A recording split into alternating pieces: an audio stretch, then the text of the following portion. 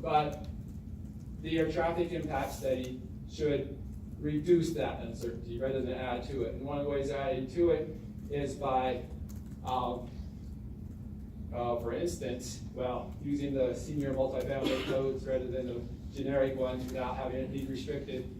Another way they're adding to it, my slide is a little cut off here, but the Quarry Village traffic impact study uses a 5% annual growth rate. And Quarry Village is there at Horseshoe Bend Road and Hill Road Parkway. It uses 5% growth rate on Highway 55.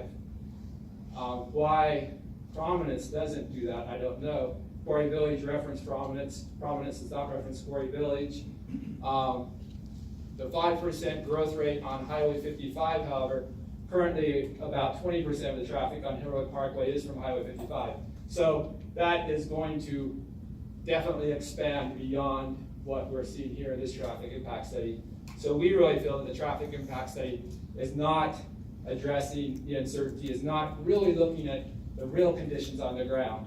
They say, well, we've always used 2%, we'll just continue to use 2%, we don't want to be inconsistent. At some point you have to stop doing that and actually look at the real situation and the real data.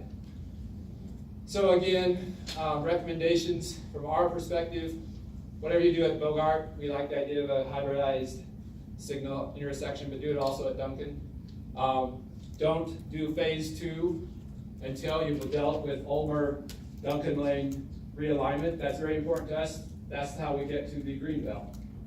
There is really no other way for all those people who are being proposed to move in here to get to the Greenbelt, and so that should definitely be tied to phase 2. What else do I have on the recommendations? Safe routes to schools. So again, that was those signalized crossings. Oh yes, it's curious. The sidewalk here does not extend all the way through the development on North Bogart. They've only brought it up a little bit, but the development has a much larger lot to the north, which is used to calculate density, et cetera, as part of the development. So they need to extend that detached sidewalk all the way along the development there. And I think I finished slightly under time, so thank you. I'll stand for any questions. Yes, thank you. Questions for the commission? Yes, I have one. It probably has to be answered by Steve. The fact that the design was mentioned for the active senior portion of this development in the future, does that put that on the record enough for us to consider that again sometime in the future? Because it impacted the traffic study, obviously, but can we remember that down the road? Steve Price, ACHD General Counsel, Madam President and Commissioner Goldthorpe. The big larger housing project you're talking about for the elderly it's already considered within the traffic impact study. All of the impacts are included in the recommendations by staff and have been mitigated by the developer. Really the design review, I don't know the exact application with the city, it will be within their purview. We don't have anything in the future to really say about it because we're dealing with it in this preliminary plat. Okay, thank you. Further I questions? just have a clarification. You indicated the percentage of traffic coming off of the Highway 55, the expansion in Quarry Village. What was that percentage? It's roughly 20%. You can 20%. calculate that from the Quarry Village traffic impact study. They've studied carefully. And again, they use the 5% annual growth on that traffic coming from Highway 55.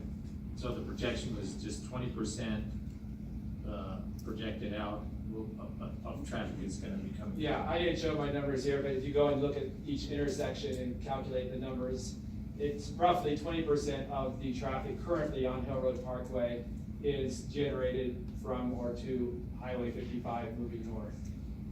Okay, great, thanks. Yes, Commissioner Ray? Madam President, I do have a question for Austin, if he could answer this. Mr. Llewellyn brought up that they feel that there should be also a signalized crossing at Duncan. I know you stated that you felt that it was not warranted in our staff report. Can you kind of explain the reasoning behind that? Why a signalized crossing is not warranted at Duncan as well as Bogart? Madam President, Commissioners, it was not listed as warranted in the traffic impact study. If you wouldn't mind, I believe that would be better fielded by the applicant.